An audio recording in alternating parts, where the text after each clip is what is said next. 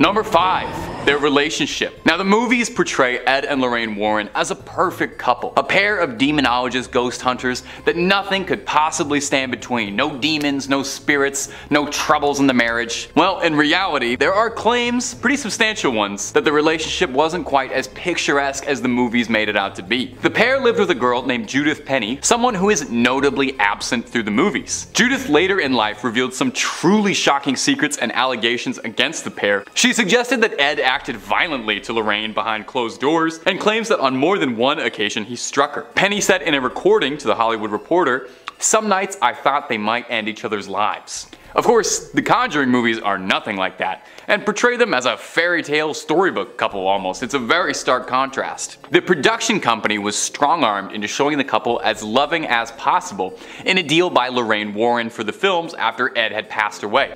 A producer for the Conjuring films, Tony DeRosa Grund, spoke out against Ed Warren in an email to top Warner Brothers executives, referring to him as a violent husband and a criminal. He said, "Lorraine enabled, she knowingly allowed an illegal relationship to continue for 40 years. They lied to the public." Now we've got lots of videos on Ed and Lorraine Warren, whether you're a fan or a hater. We've got lots on the topic. But if that's not your jam, we've got cryptids, conspiracies, true crime, fake crime, aliens, pretty much anything scary under the sun. Top 5 Scary's got a video for. So click on through, find something to scream at, and subscribe, but do that when the credits roll, okay? We worked hard on this video. Number 4.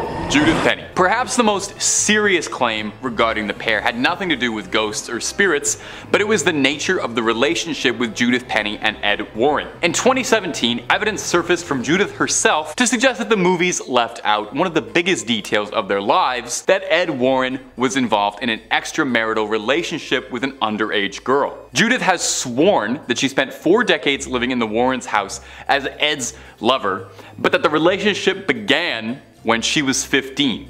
The claim goes on to state that the couple told people she was their niece or a poor girl that they had taken in since she had nowhere else to go. In 1963 actually, Penny was arrested and taken into custody after a concerned citizen who noticed this reported the nature of their relationship to local police. She was ordered by the court to attend a delinquent youth office for a month. Penny would tell that Ed would pick her up from school and drive her to these meetings. Now obviously these are substantial claims and serious allegations. These didn't come out until after Ed had passed, but perhaps the most concerning piece of evidence was a bizarre contract Lorraine demanded that New Line Cinema follow. This strange deal insisted that Lorraine serve as a consultant on all of the films, which makes sense, they're about her. Where it gets a bit odd is restrictions that said the films could not show the Warren characters engaging in any criminal acts, could not show Ed Warren committing any extramarital acts, or romantically involved with younger people. Very suspicious. One executive at New Line said they had never seen a deal like that before in their career. It certainly raises a very uncomfortable question: why would these things specifically be demanded not to be done?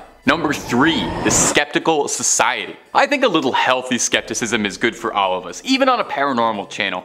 I watch paranormal stuff every single day of my life, but I like to approach it from a skeptical angle. What can I say? I'm more of a Scully than I am a Mulder. The New England Society for Paranormal Research isn't the only group in New England that was involved with the Warrens. Enter the New England Skeptical Society, existing as a bit of a rival to the Warrens. The Skeptical Society existed to uphold the tenets of science and reason versus paranormal speculation. The founder, one Stephen Novello, was a prominent neurologist and professor at Yale School of Medicine, and he did not think particularly highly of the Warrens. He was quoted saying, "You meet them and oh my god, you realize the guy had no idea what he was doing, didn't know the first thing about anything relevant to paranormal investigation or ghost phenomena." He was adamantly not a fan of the Warrens at all, even going so far as to decry their museum of the occult and cursed objects, referring to it as little more than off-the-shelf Halloween junk, dolls, and toys. Now the Warrens refused to allow the Skeptical Society to shadow them on a case or investigation numerous times apparently, with various excuses each time. When sufficiently questioned about it, Ed Warren responded, "You can't have scientific evidence for a spiritual phenomenon.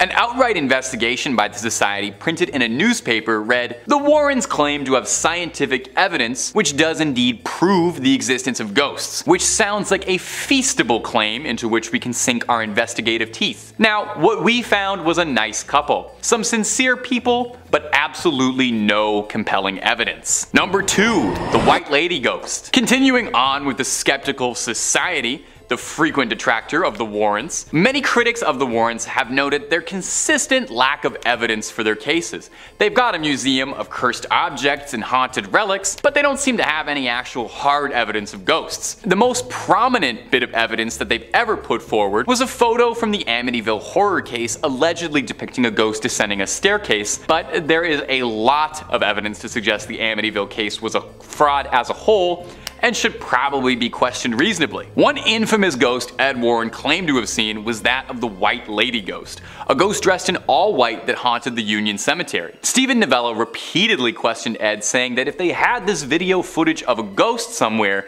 that it doesn't make sense why you wouldn't release that footage publicly to silence any critics or doubters. Eventually, Stephen was invited to the Warrens' home to watch the tape and was sufficiently unimpressed. Why don't you take a little listen to his review after watching the clip. The piece de resistance of the museum is Ed's video of the White Lady of Union Cemetery in Easton, Connecticut. We've only been allowed to view this tape in the Warrens' home because Ed refused to give it to us to analyze, a common theme in our investigations. The tape shows a white human figure moving behind some tombstones. Like videos of UFOs, Bigfoot, and the Loch Ness Monster, the figure is at the perfect distance and resolution so that a provocative shape can be seen, but no details which would aid identification. Ed Warren has not investigated this video with any rigor and refuses to allow others to do so. Despite Ed's insistence that he was engaged in research, he continued to jealously hoard his evidence rather than allow it to be analyzed. Now, detractors like Novella have suggested that the footage in question has been faked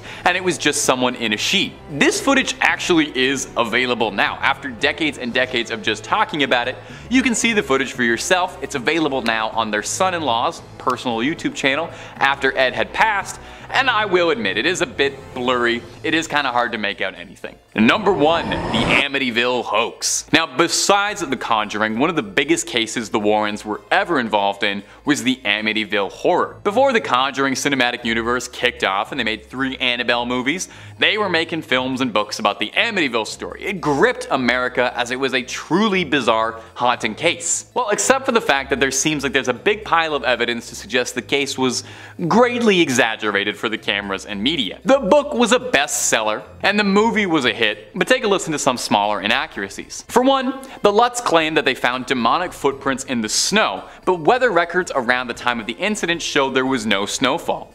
The book and the film also both refer to police being called to the house, but no records show that police were ever contacted during this time. Perhaps most incriminating is William Weber, who is the attorney for Ronald DeFeo, has claimed multiple times that the entire story was all a hoax collaboratively created between the Lutz family, novelist Jay Anson, and the Warrens. This wouldn't even be the first time it seemed like the Warrens were more interested in a good story than the truth. The Haunting in Connecticut story was written into a non-fiction novel by Ray Garton, a horror novelist who was commissioned by the Warrens to tell the story. He claims that he found the experience very frustrating as an author because while he was trying to report on the story, the Snedeker family involved in the case could not keep their details straight and were providing several conflicting stories.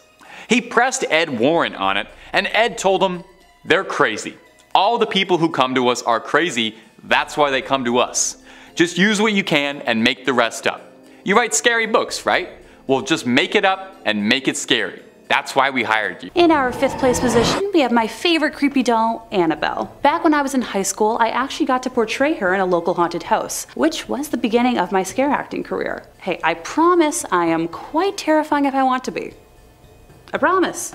For those of you who might be rolling their eyes right now, I'm going to refresh memories on the real Annabelle story. so feel free to cozy up and listen. Donna and Angie were student nurses and good friends who had decided to room together while in school, and for Donna's 28th birthday, her mom had gifted her a very large Raggedy Ann doll, something she was thrilled about. Personally, I'd react the same way. Let the record know that I'm always down to accept gifts of dolls or plushies. Soon after adopting the precious doll, Donna started to notice some weird behavior. She would leave Annabelle in her bed every morning behind her locked bedroom door, seating her the same way with her arms and legs crossed, and would come home at night to Annabelle having moved rooms and in positions that weren't possible. She's described a few instances of the doll kneeling, and speaking from experience, stuffed dolls can't kneel without falling for more than a few seconds. Donna and Angie then started finding notes left throughout the apartment, written on parchment paper in red pen, two things they didn't own. When Donna's boyfriend Lou started criticizing the doll, unexplainable handprints and scratches began appearing on his body. And that's when the girls made the decision to call a priest, who then brought in the Warrens. They were able to calm down the entity enough to remove it from the home and transport her to their museum, where she resides to this day. Now, the footage I'm talking about here is from the visitors who have visited Annabelle in her current residence over the years. If you look closely, you can just see the energy that's alive in her. Also, if she was never removed from her box until like the last few years, how is she able to change position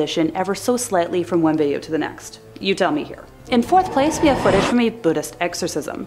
Known as parita, which can be translated as protection or safeguard, it refers to the Buddhist practice of reciting certain verses and scriptures in order to ward off misfortune or danger. The practice of reciting or listening to the parita suttas began very early in the history of Buddhism. The Mahavamsa contains the earliest historical reference to this practice, describing how Upatissa I instructed monks to recite the Ratana Sutta throughout the night during a period when Sri Lanka was afflicted by plague and diseases. In the Pali literature, these short verses are recommended by the Buddha as providing protection from certain afflictions. The belief in the effective power to heal or protect of the Sakakariya, or asseveration of something quite true, is an aspect of the work ascribed to the Parita. It is also widely believed that all-night recitations of Parita by monks bring safety, peace, and well-being to a community. Parita discourses can be recited at events like a funeral or on the death anniversary of a loved one, and can also be recited to placate antagonistic spirits. In 1987, Ed and Lorraine took a trip to Japan to offer their expertise in some cases that were ongoing in different parts of the country, with one of their stops being to a Buddhist temple. Describing everyone they encountered as lovely, Ed and Lorraine were shocked when they came upon not one, but two people under possession. Ed described one as being under the influence of a snake demon, as they slithered around the floor constantly with their tongue darting in and out of their mouth. The possessed people were blindfolded, so the demons couldn't witness the rites, as the Buddhas went through the rituals and chanted around them. After the spirits were cast out, a bonfire was built to help guide them towards the afterlife. The footage we see is from a later round of prayers, which was held because one of the sets of spirits refused initially to depart from her attached soul. You can hear Lorraine attempting to guide the spirit out with the aid of a translator, coaxing Teresa to go on to the light and fly away, that her family was no longer here. In third place, we have the elusive White Lady of Union Graveyard. Some believe she is Harriet Seeley, whose young son passed shortly after being born, and Harriet herself passing soon afterwards. Legend believes she may have died in hopes of finding her son, and still wanders their final resting place searching him out, while others believe she is the ghost of a woman from the 1940s who killed her husband and later herself and is doomed to wander the graveyard. You tell me which one you believe.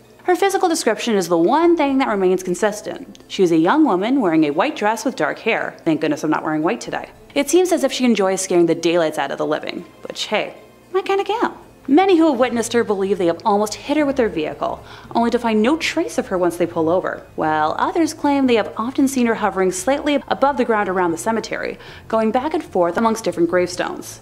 In 1993, local firefighter Glenn Powell received a call about a transformer explosion and drove to the scene of the incident with a police officer and observed a female driver following closely behind him on the road. He remembers the night sky had turned pink, my favorite color, and the explosion emitted large amounts of electricity that had made the hair on his arm stand up at a close distance. Glenn was driving along the road beside the cemetery when the officer seated next to him yelled, "Watch out!" In the middle of the road was a woman with, you guessed it, long brown flowing hair and wearing a white Victorian nightgown. Glenn described seeing a surprised look on her face before slamming on the brakes, but was unable to avoid hitting her, describing it like hitting a brick wall, with the back of his truck flying into the air and the policeman next to him being launched into the dashboard. The driver behind him jumped out of the car and helped the two men search the area of the crash to check on the woman. Glenn is quoted as saying, "There was no red bodily fluids, there was no clothing, there was nobody, there was nothing." Located in Connecticut, Lorraine used to often take walks through the cemetery, saying that it was one of the most haunted places around. Ed caught the White Lady on camera on September 1st, 1990 at 2:40 a.m., his 7th night in a row of filming at the cemetery, determined to have footage as proof, and we can show some of that footage to you now. He described dark figures surrounding her, shapes that he said were wood ghosts that seemed to jump on her while they all argued. In second place, we have the Amityville Horror. On November 13th of 1974, Ronald DeFeo Sr., his wife, and 4 of their offspring, Dawn, Allison, Mark, and John, had their lives ended by a firearm inside their home in suburban Amityville, New York. And at the time, homicide detectives claimed it was the largest number of victims in a single slang on Long Island. The deceased were found in their nightclothes and were shot in the back, apparently while they were asleep. There were no signs of a struggle inside the home, where a sign hanging outside the main entrance read, "High hopes." Sure. The killings were reported by the only surviving member of the family, the oldest son, Ronald. He told the police that he arrived at the home shortly after 6 p.m. but found the front door locked, so he crawled into the house through a window and stumbled across the icky scene. He later confessed that he had ended the lives of his family around 3:30 a.m., acting out the scenes for detectives as he described how he took out his family one by one, with the weapon eventually being found in Amityville Creek. Ronald's trial began in October of 1975. His defense attorney, William Weber, tried to make a case that the defendant, who allegedly heard voices, was innocent by reason of insanity, but the court eventually sentenced him to 6 concurrent 25-year to life sentences. Try saying that 5 times fast. Eesh. A year later, the Lutz family moved into the now abandoned home, and that's where this goes from simply tragic to much, much more. Most of the DeFeo family's furniture was still in the house, because it was included for $400 as part of the deal. You know what, I'd take that deal too.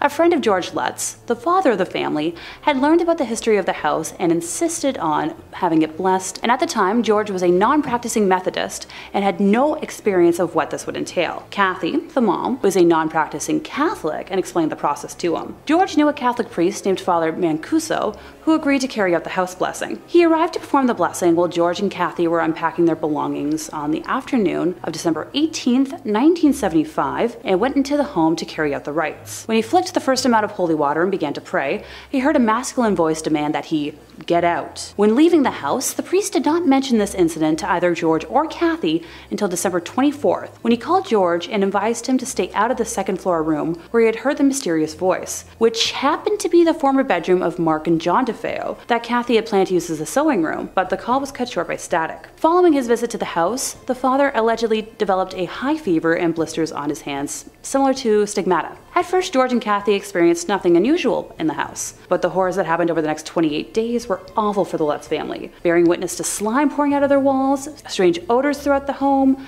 and George would wake up at 3:15 every morning, which is right around the time Ron DeFeo carried out his original crimes. A garage door would open and close on its own, an invisible spirit knocked a knife down in the kitchen, a pig-like creature with red eyes was reported staring at George and his son Daniel through a window. Also, Kathy and 2 of her children experienced bouts of levitation while trying to sleep. The footage we have from this heinous month is of a boy with glowing eyes, believed to be the spirit of the late John DeFeo. By mid-January of 1976, after another attempt at a house blessing by George and Kathy, they experienced what would be their final night in the house. Now, the Lutzes were never able to give a full account of the events that took place on this occasion, describing them as too frightening. After getting in touch with Father Mancuso, the Lutzes decided to take some belongings and stay at Kathy's mother's house in nearby Deer Park, New York, until they had sorted out the problems with the house. They claimed the phenomena followed them there, describing greenish-black slime coming up the staircase towards them. Yeah, no thanks.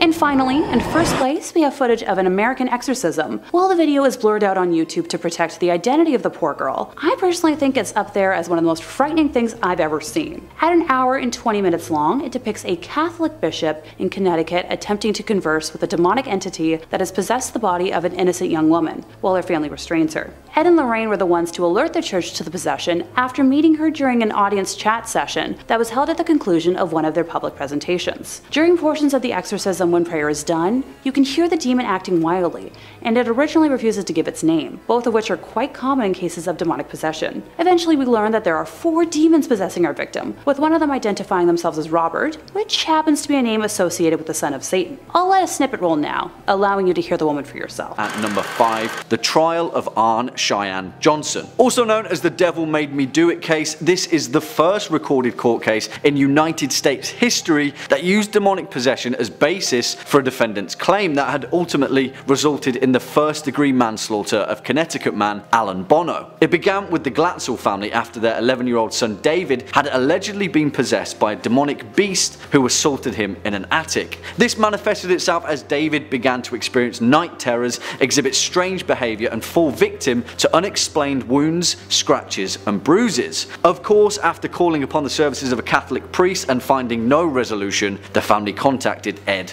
and Lorraine Warren. Soon after, Lorraine witnessed a black mist around David, an apparent indication of demonic involvement, as well as red hand marks around his neck, a demon choking him. The Warrens attempted to perform 3 exorcisms on the boy, where during one attempt the demon spoke out and said that David's stepfather, Arn Johnson, would commit a murder when the demonic host would go on to possess him itself. Well, that's exactly what happened, strangely enough, and Arn Johnson was convicted of first-degree manslaughter and sentenced to 10 to 20 years in prison. He still maintains that he was possessed by a demon to this day, despite the court not believing so. Coming in at number 4, The Werewolf of London. Well, that's a title if I've ever heard one. Do you know anything about lycanthropy? The supernatural transformation of a person into a wolf? On the other hand, scientifically speaking, defined as clinical lycanthropy, a rare psychiatric disorder that involves the delusion of bestial transformation, often exhibited as a wolf.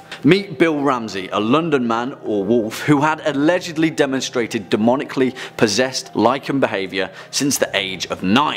In 1983, as a grown man, he admitted himself to an institution, desperate to get help for his affliction. According to Bill, he would display superhuman strength and feel a rabid, frenzied urge to bite his family and relatives before succumbing to a strange seizure and convulsion. While in hospital, Bill had an overwhelming craving for blood and went on to attack a nurse while barking like a dog. A few years later, after being released from hospital, he went into a wolf-like rage and attacked a police officer with superhuman force. It took 6 more police officers to finally restrain the beast, leading to widespread news coverage and mass hysteria of a werewolf in London. Of course, this caught the attention of Ed and Lorraine, and they flew him out to Connecticut, performed an exorcism on the wolf demon, and he was right as rain. Job done. Everyone's a winner. Allegedly. Next up at number 3, the Warrens' psychic photography. Although admittedly not a single case but an exhibition of quite a large number, a technique that was woven by the Warrens throughout their career as paranormal investigators. Now take this with a pinch of salt, because for those that oppose the Warrens' claims, the majority of criticism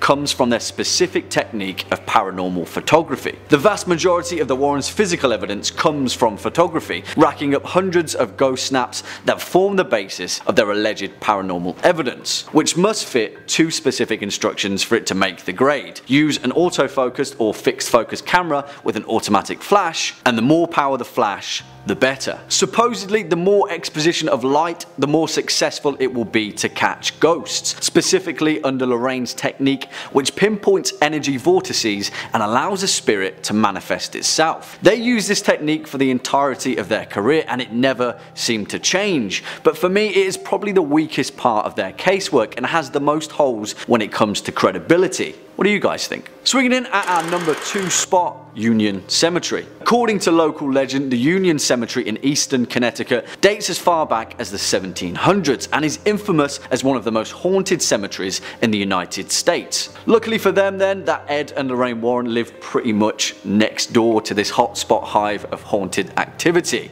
Very lucky. One of the most notorious ghosts in the graveyard is the White Lady, also known as the Lady in White, a spirit tortured by the tragedy of her mortal life. In some legends, the victim of betrayal by her husband, in other cases, murdered by her illicit boyfriend. Well, luckily for us, Ed Warren claimed to have captured footage of the White Lady on camera. He first recorded the White Lady on September 1st, 1990 at around 2:40 AM when he heard a woman weeping beyond the gravestones, looked out and saw hundreds of strange lights floating around, which manifested into the figure of a young woman dressed in white with long, dark hair. He screwed up when he walked towards the figure though, and the ghost disappeared. According to Ed's advice, you never walk towards the ghost, you let the ghost come towards you, because a human can change the molecular and magnetic field when a ghost is materializing. Useful. Well, sounds like crazy footage, right? Something to catch on camera. Well, unfortunately for us, Ed Warren refused to show evidence of this particular video, instead hoarding it for himself, despite urges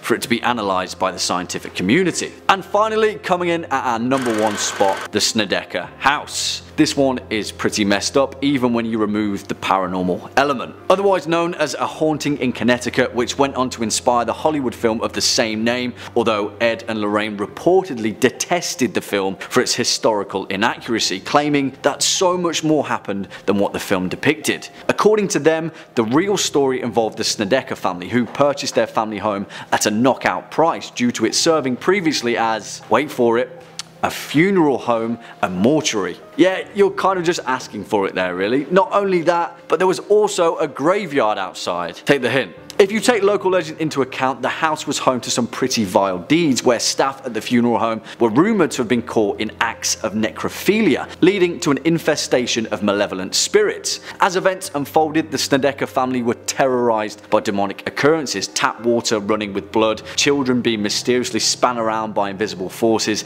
and the family waking up to toe tags attached to them like that of a corpse. Now, this case has been hotly disputed, and the Warrens were famously criticised for their involvement with the Snedeker family, who were reportedly involved in some serious drug and alcohol abuse, which formed the basis of their paranormal claims rather than actually being terrorised by a demonic spirit. Nevertheless, Ed and Lorraine stood by their involvement as one of the most terrifyingly paranormal occurrences throughout their entire career, and Lorraine maintains this stance long after Ed Warren's passing. Starting us off in at #5, psychic photos. If you're a fan of our channel, you may remember a video that we did on the eerie objects and artifacts that you can observe at Ed and Lorraine's Occult Museum in Connecticut. Well, here they go into detail about one particular type of creepy object that they have a handful of at their museum: psychic photographs. So what are psychic photographs? According to Ed Warren, a psychic photo is a phenomenon in which a camera, being an impartial witness, captures a ghost on film. But the crazy thing is that the image that you see of the ghost is one that it projects itself, an image of what it believes it looks like. This clip explores how exactly that happens, and the Warrens describe instances in which they've witnessed spirit forms appearing beyond the physical eye. Ed also tells of how he captured the White Lady of Union Graveyard with his camera, one of their most famous images. We could put the first slide up and look at it. Wow. Well, there you're seeing your stereotype ghost. Look at the appendage-like arms and legs. You know, when you see these little cute ghosts that are painted and drawn on Halloween, this is your stereotype ghost right here. And at #4, the Amityville house. This piece of footage, published by Mysterious World, features Lorraine Warren retelling her experience at the Amityville house. The Warrens in the past had gone to the famous Amityville house. It's one of their most famous cases. It's the place in which a man named Ronald DeFeo Jr. shot and killed 6 family members of his in 1974. And a year later, a new family, the Lutz family, had moved into the residence, only to be terrorized by a violent demonic presence. The Warrens had visited the house in an attempt to help the Lutz family, part of which was adapted into the 2016 movie The Conjuring 2. In this video clip, we get more insight on what the real-life events that occurred there were like. Lorraine tells her interview that, I quote, "Places like Amity, if you gave me $1 billion, I wouldn't go in that house again, because it messed up my life and my husband's life." She also tells the interviewer that the Amityville house was where she levitated, which is pretty creepy. And at #3, the effects of seeing a ghost. This 7-minute video features Ed and Lorraine Warren alongside a guest of theirs named Rod. Rod had seen multiple ghosts and has a discussion with the paranormal experts about the aftermath of seeing a ghost and how it affects one's life. He goes on to explain the intense sorrow that he felt after seeing the ghost, which just so happened to be the White Lady of Union Graveyard. He experienced night terrors, was extremely upset, and had excessive tremors for months, reoccurring whenever he was reminded of the event. Ed goes on to explain that the sadness that Rod felt is something called radiotelethesis, which happens when a human picks up on the emotions of a spirit when they have a close physical encounter. The fact that something like this could occur to any individual is pretty darn creepy. A good friend of mine had died, and a couple nights after that, sitting in my bedroom, I saw the figure of a woman in front of my windows. So my bed was on this end of the room and my windows were there, and from the light coming in, I could see a woman sitting looking out my bedroom window, and where the window ended, that's where the figure ended. And at number 2, the Borley Rectory. The Borley Rectory is said to be one of the most haunted places in the UK. A nun had been buried within the walls of its church, and once found was moved to a nearby graveyard. But ever since, there's been some serious haunting. According to this video though, Ed and Lorraine have been to that location over 200 times. Talk about courage. The duo discussed their first experience at Borley Church in 1976, with Lorraine saying that the investigator that she was with, who was very skeptical to begin with, was assaulted by a spirit, claiming he could not breathe, and that something was pushing him. Later on, they listened back to the audio that they were recording while they were there. Lorraine said that you could hear a woman's voice over his screaming, saying the words, "Hit him, hit him." And finally, in at number 1, poltergeists. In this clip from a documentary, Ed and Lorraine talk about poltergeists and their dangers. It features a clip of them that they recorded with a family in Connecticut dealing with a poltergeist, with the family's face blurred out in order to give them privacy. It starts off with the group saying prayers, and then Ed tries to communicate with the spirit. We hear the spirit making banging noises in response. Ed proceeds to ask the spirit who it doesn't like, listing off each individual in the family. It finally answers yes via the knocking to the family's mother. Then Ed confronts the poltergeist on his own, and we see chairs and furniture moving around the room. The video continues, showing a clip of the family's little girl being bothered by the poltergeist, who moves the chair that she's sitting on. The Warrens would then later call a priest to perform an exorcism, which wasn't on camera. Arguably, you can see why. Although by the end of the clip, the two of them note that there's no way of knowing if a poltergeist may or may not come back to haunt the family. In the name of Jesus Christ, I command you to reveal your identity.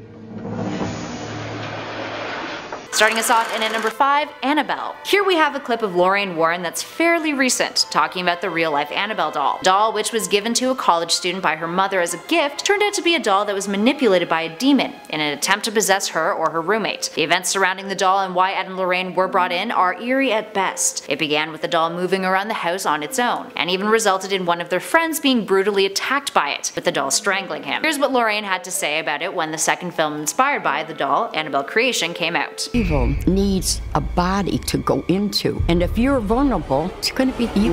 And at number 4, Amityville. Here we have a recording of Ed and Lorraine retelling their experience with the famous Amityville house in Long Island. Now at the time when they were called, they didn't realize that the house had been the location of 6 previous murders. Here's Ed describing what they experienced when they first got there. We went into the house that day. We didn't realize that it was diabolically infested. He went to that shrine and he brought back from there a priest, an exorcist, who said masses in the house. Why? If this was a hoax that was created by the Lutz family, why 6 months before this man was murdered and his family was an exorcist in that house? Eerie stuff. The Amityville horror case has long been criticized as being a hoax perpetuated by the Lutz family. But from what the Warrens claim, it was a sinister place long before the family had the unfortunate luck of moving in there. Up next at 3, the haunting in Connecticut. This particular case is concerned with a haunted funeral home, and it happened in 1988. The couple had gotten a call from the homeowners saying that they were being tormented by ghosts, to the point where the assaults were even sexual in nature. Now the house had been converted from a funeral home to a regular house before they had bought it. Believing that necrophilia had occurred there in the past, the Warrens had this to say about what they discovered there. The instruments they used for embalming, the embalming table, the chain hoist, everything was still there. But there was lumber all over. There was also what they called the sales coffin room, where they put the caskets. And at number 2, the White Lady of Union Cemetery. In East Connecticut, there's a spirit that Ed and Lorraine had made various attempts to capture via psychic photography. According to Ed, people had claimed to see a lady in white walking around the cemetery, so the couple investigated it. Ed stayed in the graveyard for 7 nights, leaving his home around midnight each night, and waited with his camera. He tells of how on September 1st at 2:40 a.m., he saw the White Lady. Here's what he had to say about it. I'm sitting there and I could see all these lights over near the Baptist cemetery, all around the stone wall, and all these thousands and millions of insects were just chirping away. All of a sudden things started to quiet down, and I could hear what sounded like a woman weeping.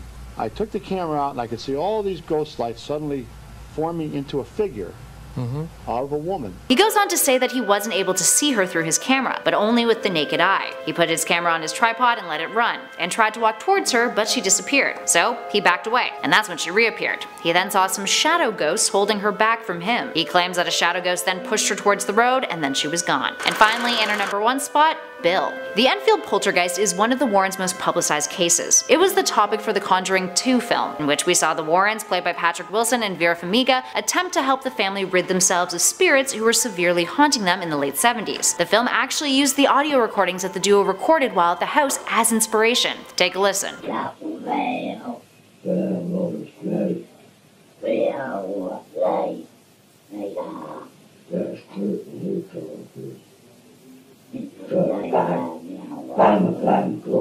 As you can hear, the demon's voice is audible talking to Ed. The demon was possessing one of the 4 children, a girl named Janet, and the voice was said to have been called Bill. This is by far the most famous audio recording of the Warrens. And number 5, Guided by a Priest. In this video feature, published by YouTube channel Gravity Media Productions, we see a film crew brought down into the occult museum by a priest who guides them on their tour. We get a glimpse of the Annabelle doll and the Warrens' satanic idol that was found in the early 90s in the woods of Newtown. The priest shows the crew the shadow doll and tells them the horrific story of how the doll entered a couple's nightmares collectively. He also shows the crew children's tombstones that were used as altars for satanic rituals. It's then followed up by a clip of Lorraine Warren saying how she refuses to go back down into the occult museum, especially now that she's lost Ed. It's just too risky for her. And at number 4, Mocking Annabelle. During an interview, Ed Warren tells a camera crew a chilling story about an instance that happened at the museum. One day, a young man and his girlfriend drove his motorcycle over to the occult museum and took a look inside. While in front of the Annabelle doll, he began to mock it, not believing that a demon truly possessed it.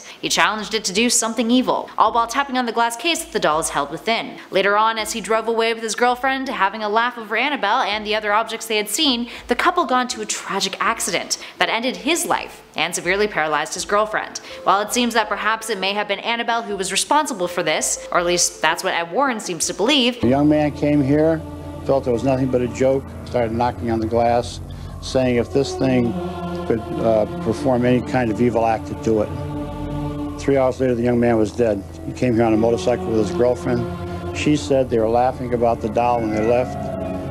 She was paralyzed in a hospital for over a year. It could be that something else in the museum cursed them after hearing the mocking, since Annabelle is said to be extremely secure in the case that she's currently held within. Moving on to number 3, the Halloween Room. This video starts off as a cute little tour of Ed Warren's Halloween Room, which was attached to the Occult Museum. It's a nice little look at the collection of fun items that fans and friends have given him over the years, knowing how much he loves Halloween. But that's where the cuteness ends. From there, the tour goes into darker territory. Unlike many of the other tour videos we've seen of the Occult Museum, this tour has no background music, and it's pretty eerie. We hear Ed go on about how the Occult Museum is likely one of the most haunted places in the world. Ed says that it's not a building that anyone should be allowed in between the hours of 9 p.m. and 6 a.m., and how many of the objects in the room have resulted in people being maimed or killed, or resulted in individuals' sanity being harmed severely, with some having to go to mental institutions as an after effect of their encounter with these objects, all of which he claims are evil in some way. Moving on to number 2, the tour. Here we have footage from the Barefoot Paranormal's tour at the Occult Museum. It's a 15-minute walkthrough of the museum that feels like you're right there with the visitors, and gives viewers a very up-close and personal look at the objects featured. You can hear a lot of narration concerning the origins of many of the items that are visible too. Plus, a lot of it is shot through a camera using some sort of night vision feature, hence why the lighting at parts is so green and freaky. It just kinda makes it spookier. And finally, in at number 1, Moving Annabelle. We featured this video clip on one of our other recent lists about the famous Annabelle doll at the museum. It's the real-life footage of Tony Spira, the son-in-law of Lorraine Warren, moving the Annabelle doll from her original case into a new, more secure and portable case. So yeah, doll came out of the case, was exposed to the elements. Very creepy if you believe in Annabelle. So he starts off the video by doing a series of prayers, and after other precautionary measures are taken, Annabelle is gently moved from one holding area to the next. Tony then conducts a binding spell. The whole video is a little nerve-wracking, and many an individual who has watched it has claimed to see the doll moving ever so slightly at various points of the 10-minute and 8-second clip. Coming in at 5, the Southend Werewolf. This is perhaps the most unusual case on our list. This investigation took the Warrens out of the US into the seaside town in Essex, England, where a man named Bill Ramsey lived, who was believed to be possessed by a demon that manifested as a wolf. Backstory: growing up, Ramsey was a normal kid. However, one day at the age of 9, he suddenly began to exhibit inhuman qualities. One report stated that while playing outside in his backyard, Ramsey felt a frigid cold overtake him. He was overcome with an awful stench before flying into a rage and uprooting a fence post, gnawing on its wire meshing.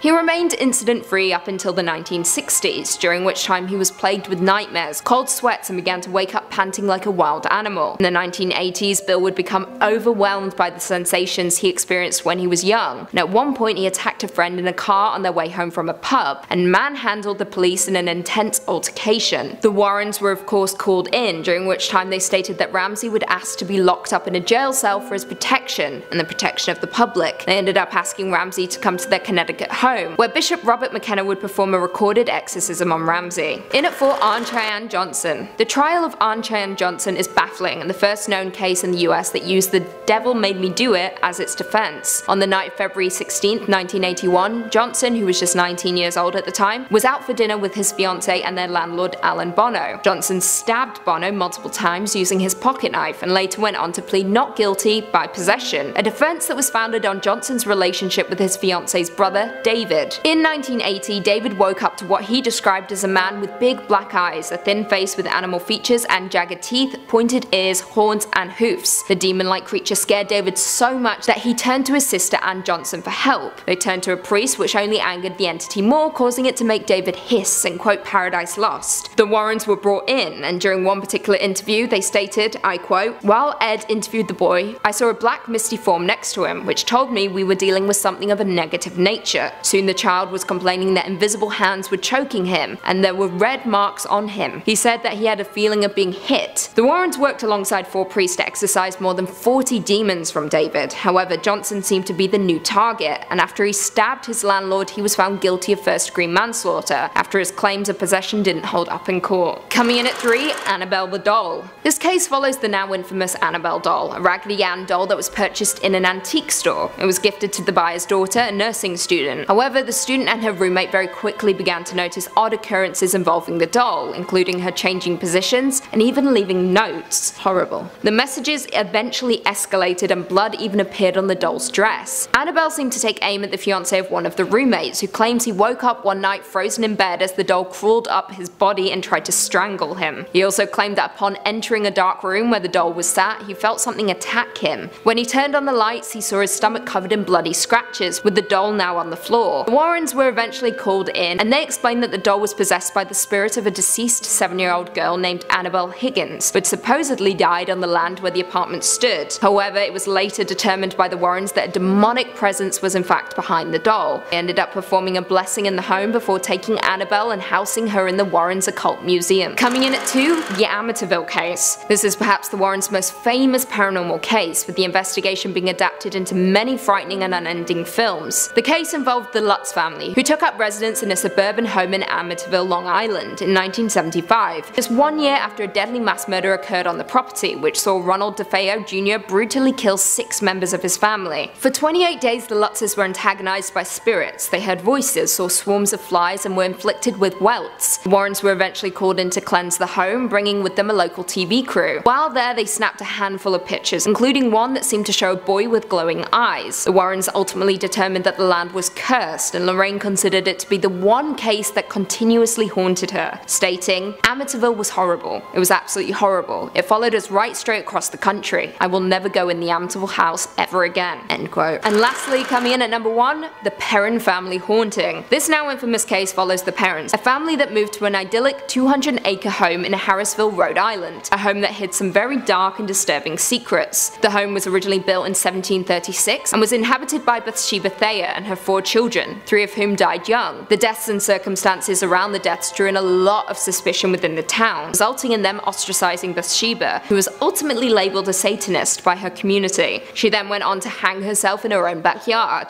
Now, during the Perrons' stay at the home, they experienced a lot of ghostly interactions, including spirits playing with her children. Bathsheba also appeared to them, only she was far more menacing than the children that haunted the residence. They heard disembodied voices and watched on as furniture moved on its own. The Perron family also stated that Bathsheba targeted the mother, Carolyn, and was jealous of her motherhood. The Warrens were ultimately brought in to help the family in 1974, however the presence only worsened the situation, so much so that the family asked the Warrens to leave. Coming in at number 5, Union Cemetery. Union Cemetery is located near Stepney Road in eastern Connecticut. The site dates back to the 1700s, and according to ghost hunters, it is one of the most haunted cemeteries in the entire United States. Now, as you'd expect, Ed and Lorraine Warren were quick to involve themselves in the mystery surrounding the cemetery, with the pair even writing a book about the site entitled Graveyard. According to popular legends, the White Lady ghost haunts Union Cemetery as well as Stepney Cemetery in Monroe. The White Lady has been seen walking in front of people's cars as they drive along Route 59, late at night. Concerned drivers believed that they had hit a person, exit their vehicles only to discover there was no one there. The White Lady name comes from witnesses who states that she wore either a white gown or what appeared to be a wedding dress. Now, in 1990, Ed and Lorraine Warren set up cameras in the cemetery to record the investigation. Around 2:40 AM, they heard the sound of a woman weeping, and a female form had begun to move several feet in their direction. As Ed began to approach her, she vanished from sight. Nowadays, the cemetery is known to close after sunset. Coming in at number 4, we have the werewolf in London. Bill Ramsey from Southend-on-Sea in England was considered living proof that werewolves actually exist. Now, the first inkling of trouble for Bill came when he was just 9 years old. One day he was outside in his garden playing when he began to feel strange. An icy blast swept all over him, perspiration froze on his skin, and a foul stench made him need to vomit. Then, out of nowhere, anger and rage took over, and young Bill uprooted a fence post, with the fence still attached, and began swinging it around like a club. Should be noted that not even his parents could remove that fence post. Now, all returned to normal for a while. Ramsey grew up, became a loving husband and father of 3, and was incident-free up until the 1960s. During this time, he began to be plagued by nightmares, cold sweats, and waking up panting like a wild animal. Not long after, he began to feel the same sensations he had that day in the garden when he was 9, and on one occasion he attacked a friend in a car on their way from a pub and manhandled police on several occasions. In turn, Ramsey was forced to spend time in the hospital, where it was noted that he exhibited inhuman strength, growling, and his hands would often curl like claws. Ed and Lorraine Warren were thus called in to investigate. Ed Warren stated that, I quote, "Ramsey would ask to be locked up in jail cell for his protection and the protection of the public." The Warrens then invited Ramsey to their Connecticut home, where Bishop Robert McKenna would perform a recorded exorcism on Ramsey. Coming in at number 3, we have the Enfield poltergeist. Between the years of 1977 and 1979, the Enfield poltergeist terrorized a small London house in the Enfield suburb. The case involved 2 sisters, aged 11 and 13. In August 1977, single parent Peggy Hodgson called police to her home, claiming she had witnessed furniture moving and that 2 of her 4 children said that knocking sounds were heard on their walls. The children included Margaret, who was 13 at the time, and Janet, who was 11. A police officer who investigated the scene recalled seeing a chair wobble and slide but could not determine the cause of movement. Later, claims included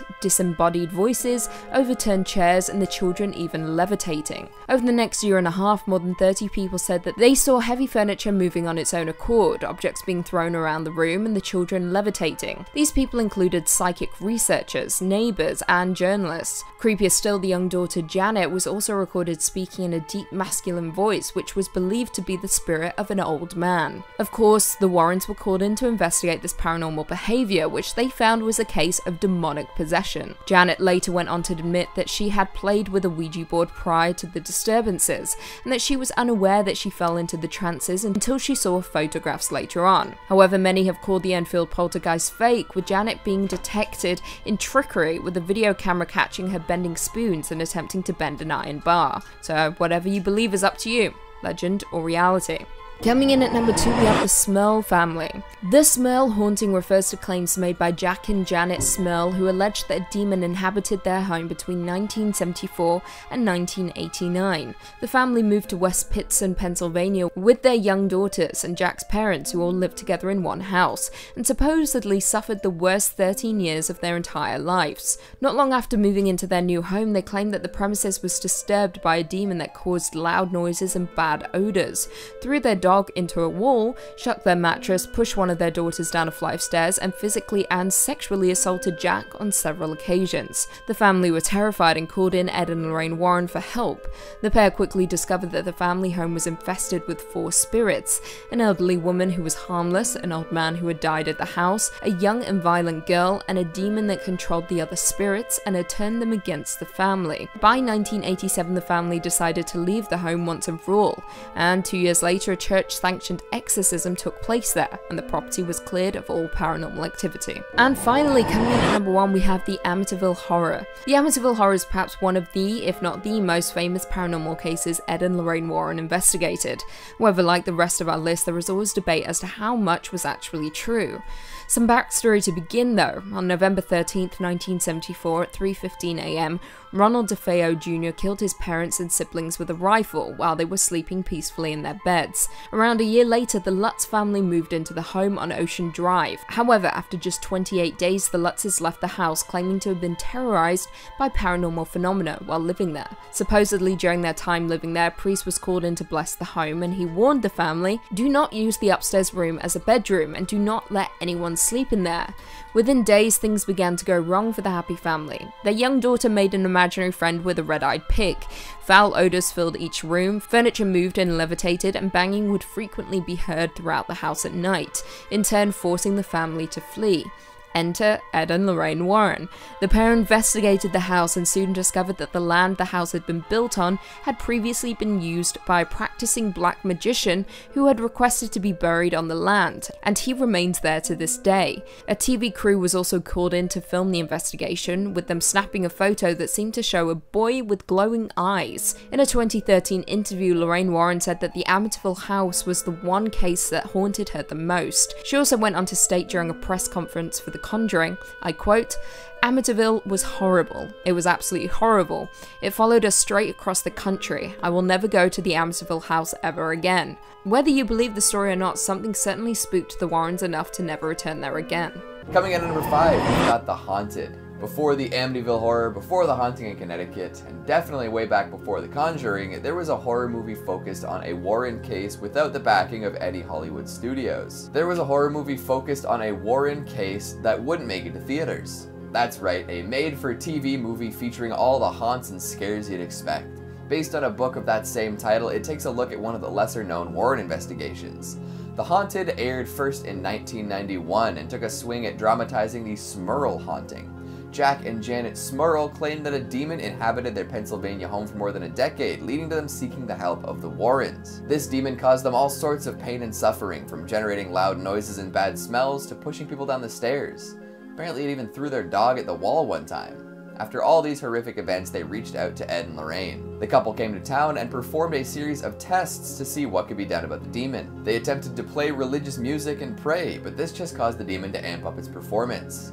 Ed reported that mirrors would shake and often the temperature would severely drop. Dark masses were sighted, and at one point they even got a message written on a mirror, demanding that they get out. All in all, a pretty classic haunting. And while The Haunted doesn't connect with the Conjuring universe, it's still a pretty decent little horror movie. In fact, it even garnered Sally Kirkland a Golden Globe nomination for her performance as Janet Smurl. So if you're looking for a little bit of a throwback and are interested in one of the earlier depictions of the Warrens on the big, or in this case small screen, here you go, The Haunted. Coming in at number 4, we've got The Haunting in Connecticut.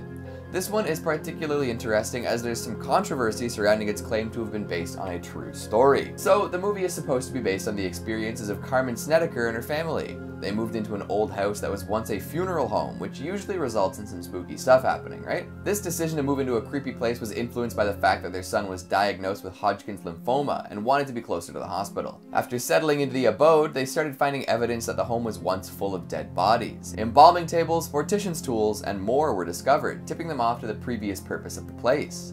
These details led a lot of people to not believe the tale from the get-go, but if you take the family's need for hospital proximity into account, maybe it makes a little more sense. Then started all the paranormal happenings, from objects moving when nobody was looking to the kids seeing strangers wandering around the house. A few months of this, and the Snedeker family reached out to the Warrens. With their arrival on the premises, things got a little clearer. Ed and Lorraine moved into the haunted home and discovered some new things about it.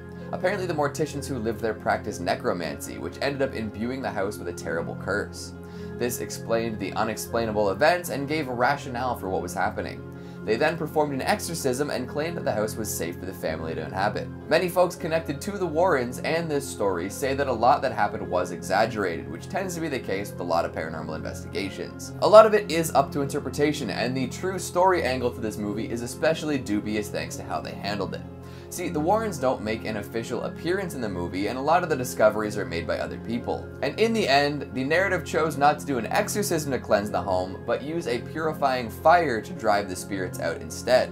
So while The Haunting in Connecticut is definitely inspired by a real-life Warren case and pulls a lot of elements from it, the facts are played pretty fast and loose. What can you expect though, right? Coming in at number 3, we've got Annabelle. If we're talking about big horror movies heavily inspired by the Warrens, it's just about impossible to ignore Annabelle. The Conjuring universe as a whole owes pretty much its entire existence to Ed and Lorraine, but their tale of Annabelle the doll is probably one of their best known. Creepy dolls work a special kind of magic, don't they?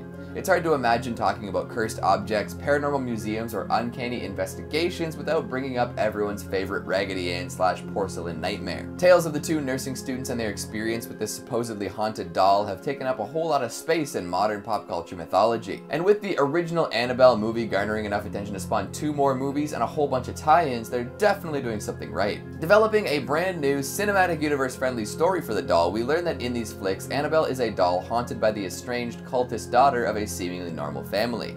It takes a whole lot of twists and turns, and once a movie hits 2 sequels, you're bound to run into some pretty out there moments. But the OG Annabelle offers enough spooky moments and iconic doll scares to firmly cement it into the horror conversation. And of course, the famous glass case in which Annabelle is kept at the Warrens Occult Museum has a role here. Coming in at number 2, we've got the Amityville Horror. Another famous Warren case that garners a whole lot of controversy, the Amityville Horror pulls from all sorts of accounts. The main source seems to be Jay Anson's novel of the same name, which claims to be based pretty directly on the events at the Amityville house. However, there are lawsuits and claims of untruthfulness abound, so tread carefully. You probably know the story of the Lutz family by now, but here's a quick refresher. In 1974, Ronald DeFeo Jr. murdered his entire family at 112 Ocean Avenue in Amityville. He said that the voices in his head made him do it, and was promptly carted off to prison. A year later, George and Kathy Lutz decided it's a good idea to move into the home where this atrocity took place. Soon after, they began experiencing some classic haunted hijinks. Their kids saw phantoms, the family dog is done away with, and for some reason, George keeps waking up at 3:15 a.m. There is something spooky going on here. You can watch 2 different versions of this one too, which makes a lot of sense considering how famous the case was. This is arguably the Ed and Lorraine Warren case. So take your pick of either the 1979 or 2005 one and have a blast. And coming in at number 1, we've got The Conjuring. And here we are with the film that launched the biggest horror franchise running. Over $1 billion and something like 8 films later, we've got quite an overview of the Warrens through horror movies. The brainchild of James Wan and Michael Blum, it took a look at the case of the Perron family and their Rhode Island farmhouse. Honestly, there's a lot of great stuff here. The original Conjuring, when it released in 2013, was a solid horror flick with some awesome scares. Who could forget the clapping game, right? Although, as the franchise chugs along, the Warrens are often portrayed in an extra dramatic light, or sometimes not at all, but when you connect all sorts of different legends together, you can afford to do that. In the movie that started it all, their roles seem pretty close to their real-life actions though. As real as you can get while portraying paranormal investigators in a fictional horror film anyways. Flicks before this one did their best with all sorts of spooky stories, but none really delved into the legend behind the creep-hunting couple themselves. I'm sure countless other horror movies have in some way been influenced by Ed and Lorraine, but it would be a little harder to prove. Coming in at number 5, we have The Conjuring House. Upon its release in 2013, The Conjuring quickly became a fan favourite in the horror genre, with it being met with critical acclaim. The film itself follows demonologists and ghost hunters Ed and Lorraine Warren, who head to a home in the country after a family reported demonic activity inside of their home. Now, at the time of the release, people knew very little about Ed and Lorraine Warren or the true events surrounding this investigation. The Perron family moved into their haunted Rhode Island home in 1971. Not long after, Carolyn, Roger and their 5 daughters began to experience strange goings on. Brooms going missing, scraping noises and small piles of dirt appearing out of nowhere. All small things at first, which soon developed into big things. The girls eventually began to notice spirits around the home, with the history of the home soon being revealed. Many people had drowned in the lake, and of course the worst spirit of them all was Bathsheba, a woman who devoted herself to the devil and took her own life on the property, cursing anyone who would take her land. Ed and Lorraine Warren of course came to investigate the situation, with Lorraine conducting a seance to attempt to communicate with the spirits tormenting the family. During the seance, Carolyn became possessed, rising from the ground in her chair and speaking in tongues. Following the seance, the Warrens were kicked out of the home, with the family continuing to live there until 1980. Before we jump into number 4, be sure to give this video a big thumbs up, it really helps out a lot. Coming in at number 4 we have Amityville. Back in September of 1977, Jay Anson published a book called The Amityville Horror, which would later become the basis of a series of films released from 1979 onwards. The book is claimed to be based on the paranormal experience of the Lutz family, a case which of course led to many controversies and widespread attention. Now, some history before diving into the story of the Lutz family. Back in November of 1974, Ronald DeFeo Jr. shot and killed 6 members of his family at 112 Ocean Avenue in the suburban neighborhood in Amityville. He was ultimately convicted of second-degree murder and sentenced to 6 life sentences, with him passing away in custody in March of this year. Now, DeFeo had reported that voices had told him to kill his family. Whether these claims were true, we don't know. Jumping forward, in December of 1975, George and Kathy Lutz and their 3 children moved into the same home, and after just 28 days they fled the house, claiming to have been terrorized by paranormal entities while living there. On the evening of March 6, 1976, the home was investigated by Ed and Lorraine Warren along with a television crew from Channel 5 New York. During the investigation, a series of pictures were taken, one of the images allegedly showing a demonic boy with glowing eyes standing at the foot of the staircase. The Warrens quite quickly suggested that the home was occupied by malevolent spirits, with the Warrens' visit to the home being depicted at the beginning of The Conjuring 2. Coming in at number 3 we have the Smurl Haunting. The Smurl Haunting took place between 1974 and 1989, with Jack and Janet Smurl of West Pittston, Pennsylvania, alleging that a demon was inhabiting their home. The claims gained a lot of attention, as you would expect, with demonologists Ed and Lorraine Warren once again stepping in to solve the case. Now, the family moved into their home on Chase Street, with them claiming that they were being disturbed by a demon that caused loud noises and bad odors, with one report stating that the dog was randomly thrown across a room.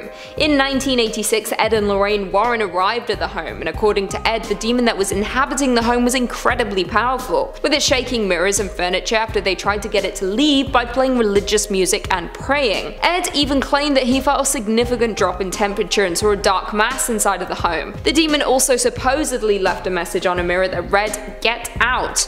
Ed and Lorraine Warren went on to state that their experience at the Smurl residence was unlike anything they had investigated at the time. Coming in at number 2 we have the Snedeker House. Now, many of you will be familiar with the Snedeker House haunting thanks to the movie The Haunting in Connecticut. The Haunting in Connecticut movie was released in 2009 and directed by Peter Cornwell, and supposedly follows the alleged haunting of Carmen Snedeker and her family. Now, the movie has a ton of controversy surrounding it, with the author of the book the movie was based on even distancing himself from the accuracy of the events depicted in the book. Now, the film itself specifically focuses on the fictional Campbells as they move into the new home, which was formerly a mortuary to mitigate the strains of travel on Matt, her cancer-stricken son. However, not long after moving into the new home, the family becomes haunted by violent and supernatural forces. Now, the true story is a lot different. In 1986, Carmen and Alan Snedeker moved into a new home with their daughter and 3 sons. While exploring the home, they discovered tools used by morticians. Very creepy indeed. With it being discovered to be a former funeral parlor,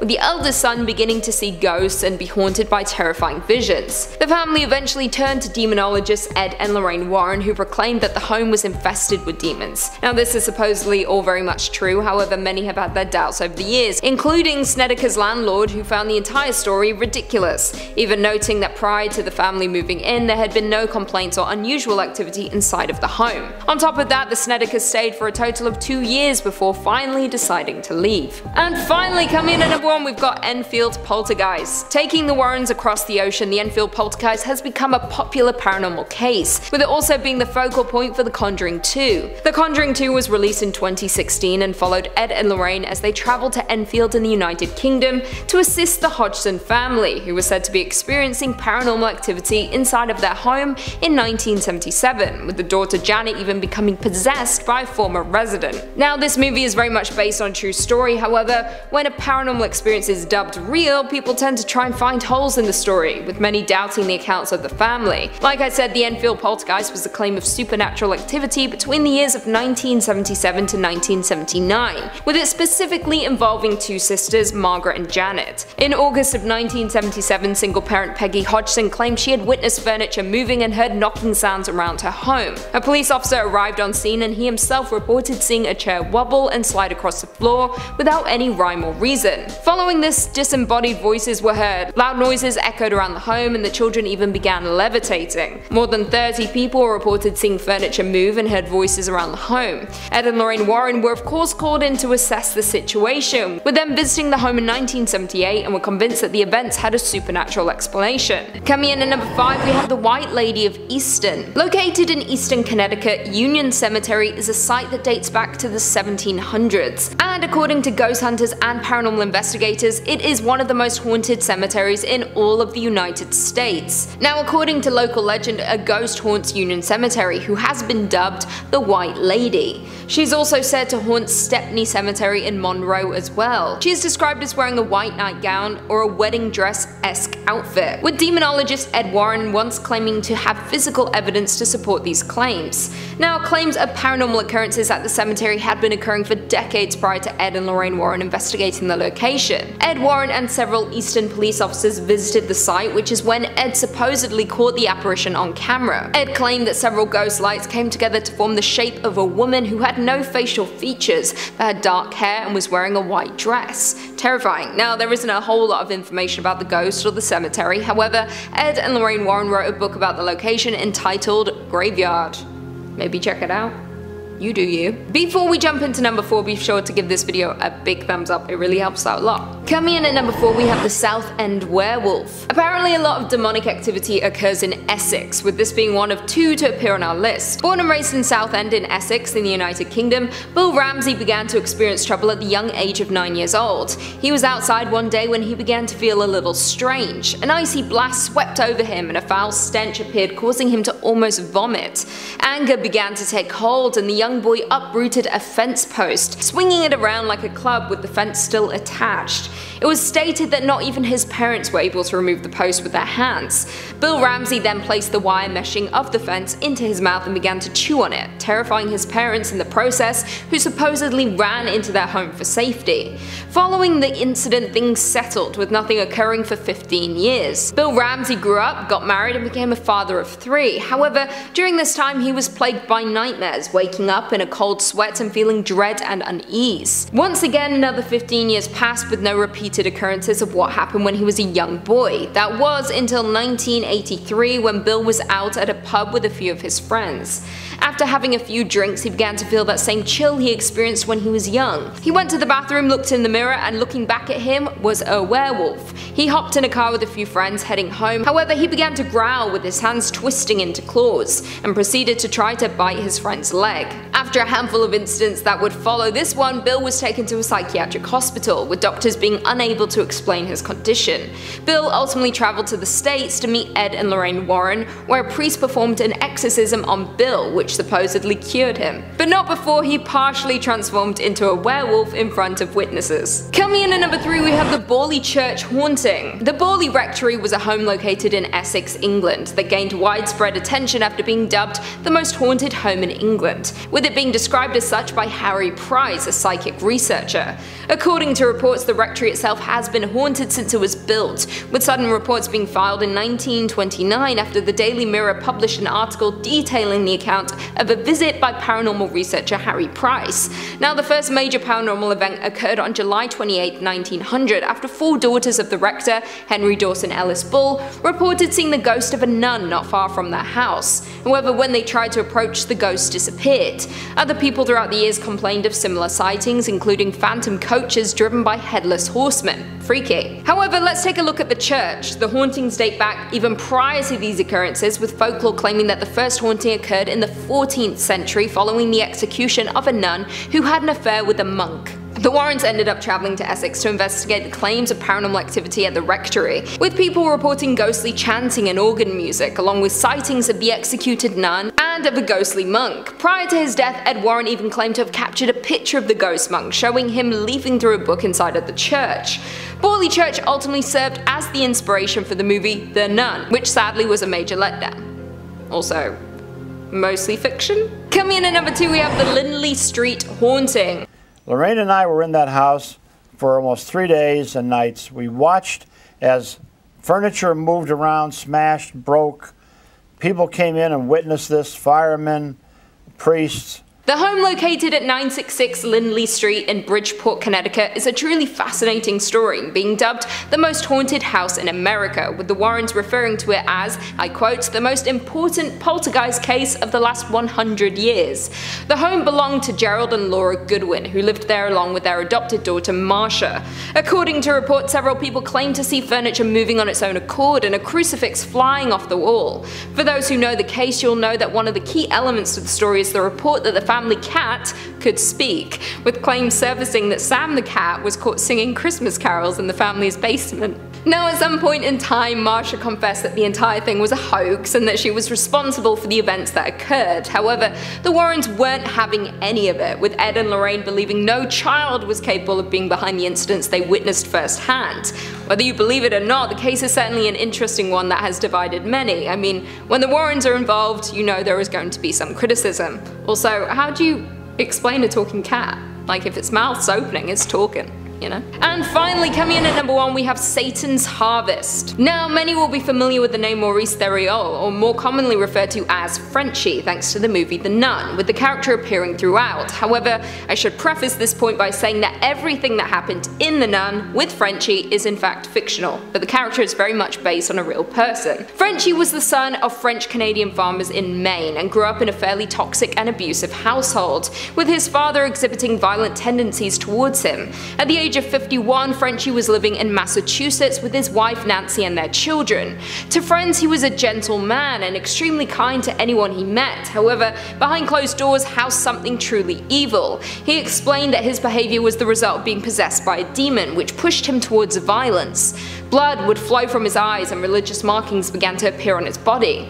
A local parish priest called in the help of Ed and Lorraine Warren because, of course, apparently everyone knows Ed and Lorraine.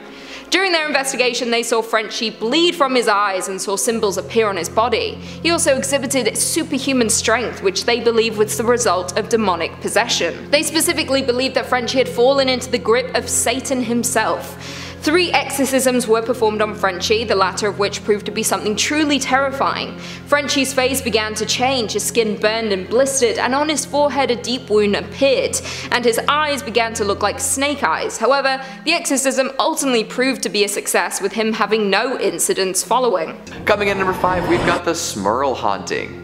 Technically, there already is a movie about the Smurl Haunting, titled The Haunted, and released as a made-for-TV movie back in 1991, folks with cable television were treated to a horrifying vision of demonic possession in Pennsylvania. However, we live in the golden age of streaming, with brand new top-notch movies and shows being released almost daily. So with the advances in filmmaking technology and maybe some assistance from the research team at Blumhouse, I think this tale could be brought back to life in incredible fashion. Based on what's happened with the mainline Conjuring series lately, it would be interesting to see a return to a strictly haunted house format, but the story here is rich enough to make it work. Here's the real-life story of the Smurls. Hopefully you'll see how it works as a movie. In the mid-70s, Janet and Jack Smurl were forced out of their home due to flood damage. They packed up their stuff, got their kids and parents in a car, and moved down to West Pittston. For a while, they focused their energy on fixing the place up. Some painting needed to be done and old appliances need to be replaced. Other than that though, all seemed well. This was short-lived, however. Soon, weird things started happening. Tools would disappear without a trace or end up in places far away from where they should be. Stains would seep through brand new coats of paint no matter how thick it was laid on. Kitchen appliances would catch fire even if they weren't plugged in at the time. And of course, terrible smells permeated throughout but would disappear quickly once noticed. Pretty standard haunted stuff if you ask me. But that was just the beginning, as even more noticeable ghastly behavior began. The kids heard disembodied voices that pretended to be their siblings, and Janet insisted that she heard her mother-in-law calling out to her. Dark shapes would float around the house, and one night, one seemed to crawl into bed with the Smurls. Needless to say, they were pretty freaked out. Things hit a fever pitch when the family dog was thrown up against the wall, and Janet was picked up and dangled 3 feet in the air. At that point, it was time to bring in some help. The Warrens arrived and soon found out that there were 3 human spirits in the house, accompanied by a malevolent demon. 2 of the spirits were harmless and the 3rd one was potentially violent, but the demon was the real problem. It made the other spirits do awful things and intensified the haunting plenty. You can see how this would make for an excellent horror movie, right? We meet the Smurls as they're moving in. Things are hunky-dory. However, the kids notice some strange stuff at night and mom and dad are wondering why their renovations aren't holding up. Then something changes and it is full-on haunt mode. Ed and Lorraine show up and the mystery begins to unravel. Tie it in with the other Conjuring flicks and you've got yourself a summer horror blockbuster. Blumhouse, call me. Coming in at number 4, we've got Lindley Street. Here we have another famous haunted house which would perfectly align with the rest of the series had they not switched it up for The Devil Made Me Do It.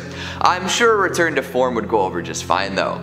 Moving on from my goofy format-based nitpicking, here's a good story. Haunted houses tend to get folks interested in anything, so that's a good start. Also happening in the mid-70s at the time, this was a well-publicized poltergeist. Connecticut is famous for all sorts of haunted and damned locations, but Lindley Street is probably one of the most famous. Gerard and Laura Goodwin, homeowners in Good Samaritans, reported an array of otherworldly attacks in their little bungalow. Windows were broken, furniture was scattered, a cat inexplicably spoke in English, and more. The longer this went on, the more folks became interested. For a while, all sorts of folks that weren't the Goodwins saw these paranormal occurrences too. That's what made this such a high-profile haunting. All sorts of reputable and reliable community members claiming to see insane, seemingly impossible things happening in their peaceful neighborhood. News teams, nosy neighbors, firefighters, police squads, priests, and of course the Warrens were called in to see what they could do. And then, just like the neighbors, the policemen and firefighters saw the paranormal experiences happening. So there are a few ways we could approach this tale of terror in a cinematic fashion. There's the obvious way, which is fitting the events into the Conjuring universe and having all sorts of new characters introduced that could have witnessed the haunting. Classic, can't miss stuff right there. However, the guy in me who took a bunch of film courses at university makes me want to look at this a little differently. You know, I want to hear all sorts of different perspectives, a bit of he said, she said, maybe investigate what each individual saw and see if there is an ultimate answer. If I'm being too vague, I'll come right out and say it. Let's make a haunted house Rashomon. Like, have the Warrens or some surrogate demonologists come in at the very beginning and ask folks what's happening. Then you get accounts from each invested party and every tale is different in some way or another. And then, as is the case with most real-life haunted houses, we don't really come away with a concrete answer. Just the tales of those who experienced it themselves and the tricky job of putting the pieces together ourselves. Think about it. Coming in at number 3, we've got the Donovan family. Ghosts and romance, ain't nothing better, right? Plus, when was the last time they made a specter-filled love story for the big screen? We got Warm Bodies a while ago, but since then we've really seen nothing new. Maybe a few indie movies where the monsters are surprisingly alluring, and I suppose The Shape of Water counts for something, but all of those have physical monsters to smush. Lust is a hell of a drug, don't you know? So what if we took the story of a girl summoning a ghost via Ouija board and then falling in love with it?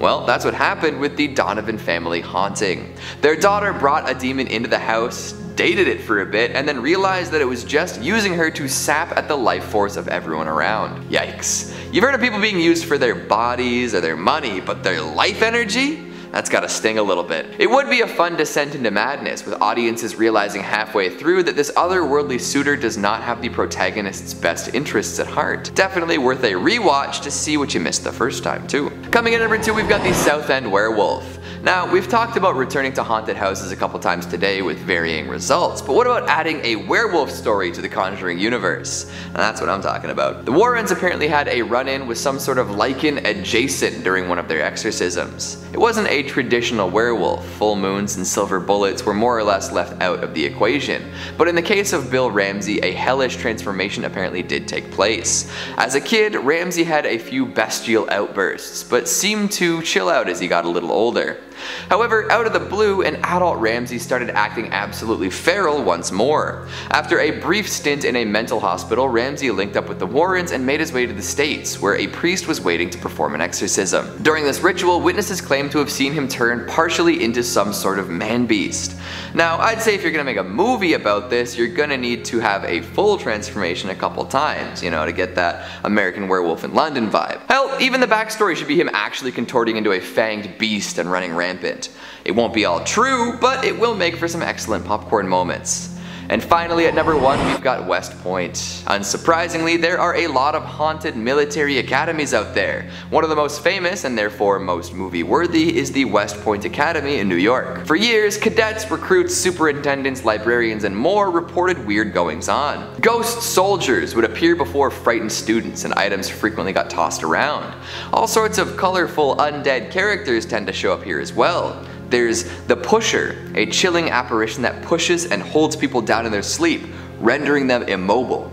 Then there's the ghost cook Molly, who is a little disgruntled and likes to rumple bedsheets and smash wine bottles. One of the most famous ghosts here is a soldier turned murderer known as Greer. The Warrens were called in during the 70s to see what they could do about it all and spoke with and did impressions of some of these figures. Any or all of these ghosts would make for a really fun flick filled with poltergeist style scares and ghosts with real personality.